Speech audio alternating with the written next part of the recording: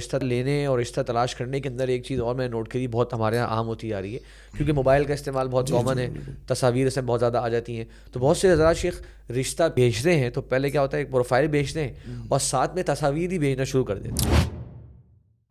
بہت سے لوگوں سننے میں آیا کہ جی میں نے اس لڑکی کی تصویر دیکھی ہے، بھائی اب وہ تصویر اگر رشتے والی خاتون آپ کو بھیج رہی ہیں تو کیا گارنٹی ہے کہ آپ اس کو دیکھ کے فوراً ڈیلیٹ کر دیں گے؟ آپ 10 اور لوگوں کو دکھائیں گے، وہ خاتون اسے پردے والی خاتون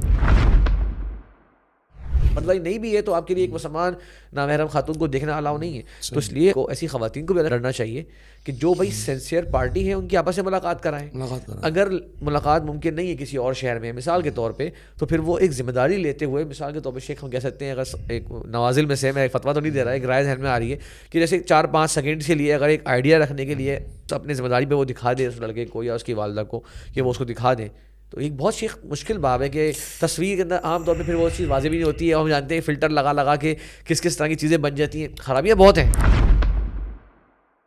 بتانا چاہ رہا ہوں شیخ کہ یہ جو توسع ہو گیا نا کہ تصاویر بھی ساتھ ساتھ عام کری جا رہی ہیں، خواتین کی پروفائل کے ساتھ دکھانے کے لیے جو ہے نا وہ لڑکی کی تصویر جو بھیجی جاتی ہے کہاں پہنچ سکتی ہے، بالکل ایک بڑا سنگین معاملہ ہے۔ بالکل آپ نے شیخ اللہ کو جزائے خیر دے اس کی طرف نشاندہی کی۔